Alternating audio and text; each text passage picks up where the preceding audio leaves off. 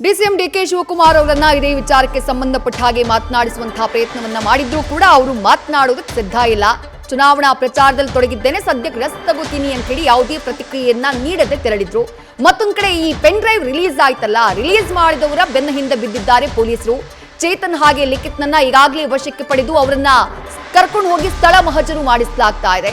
ಪ್ರತ್ಯೇಕವಾಗಿ ಕರೆದೊಯ್ದು ಎಸ್ಐಟಿ ಅಧಿಕಾರಿಗಳು ಯಲಗುಂದ ಗ್ರಾಮದಲ್ಲಿ ಚೇತನ್ ಜೊತೆ ಮಹಜರನ್ನ ಮಾಡಿಸಿದ್ರೆ, ಲಿಖಿತ್ನನ್ನ ಶ್ರವಣಬೆಳಗೊಳಕ್ಕೆ ಕರ್ಕೊಂಡು ಹೋಗಿ ಮಹಜರು ಮಾಡಿಸಲಾಗ್ತಾ ಇದೆ.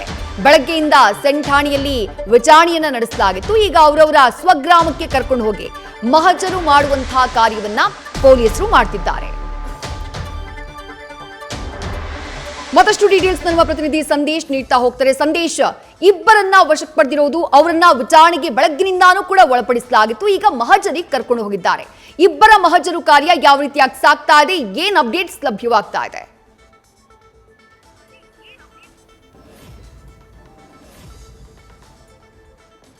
ವಿದೇಶಿ ಪ್ರಮುಖವಾಗಿ ಇಲ್ಲಿ ಈಗಾಗಲೇ ಸ್ಥಳ ಮಹಜರನ್ನ ಮಾಡ್ತಾ ಇದ್ದಾರೆ.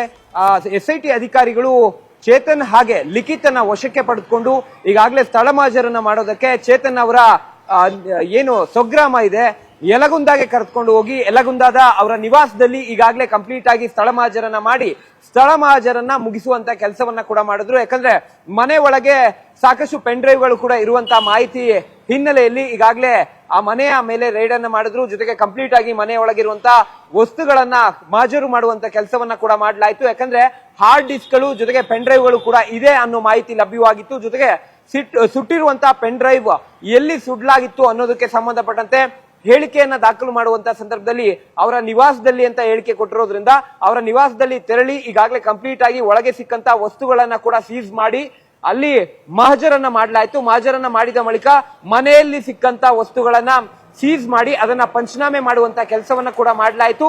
ಜೊತೆಗೆ ಶ್ರವಣಬೆಳಗೊಳದ ಲಿಖಿತ್ ಅವರ ನಿವಾಸದಲ್ಲೂ ಕೂಡ ಮಹಜರನ್ನ ಮಾಡಿ ಈಗಾಗಲೇ ಅಲ್ಲೂ ಕೂಡ ಮಹಜರು ಕಾರ್ಯವನ್ನ ಮುಗಿಸಿದ್ದಾರೆ. ಯಾಕಂದ್ರೆ ಎರಡೂ ಕಡೆಗಳಲ್ಲೂ ಕೂಡ ಮಹಜರು ಕಾರ್ಯ ಮಾಡಬೇಕಾಗಿತ್ತು. ಈಗ ಎರಡೂ ಕಡೆಗಳಲ್ಲೂ ಕೂಡ ಸ್ಥಳ ಮಹಜರು ಕಾರ್ಯ ಮುಗ್ದಿರೋದ್ರಿಂದ ಮುಂದಿನ ಹಂತದಲ್ಲಿ ಅವರನ್ನ ಬೆಂಗಳೂರಿಗೆ ಕರೆದುಕೊಂಡು ಹೋಗಿ ಬೆಂಗಳೂರಿನಲ್ಲಿ ನ್ಯಾಯಾಧೀಶರ ನಿವಾಸಕ್ಕೆ ಹಾಜರುಪಡಿಸಿ ಮತ್ತೆ ಅವರನ್ನ ಕಸ್ಟಡಿಗೆ ಪಡೆಯುವಂತ ಸಾಧ್ಯತೆಗಳಿದೆ. ವಿದ್ಯುಶ್ರೀ, ಥ್ಯಾಂಕ್ ಯು ಸಂದೇಶ್ ತಮ್ಮೆಲ್ಲ ಡೀಟೇಲ್ಸ್ಗೆ.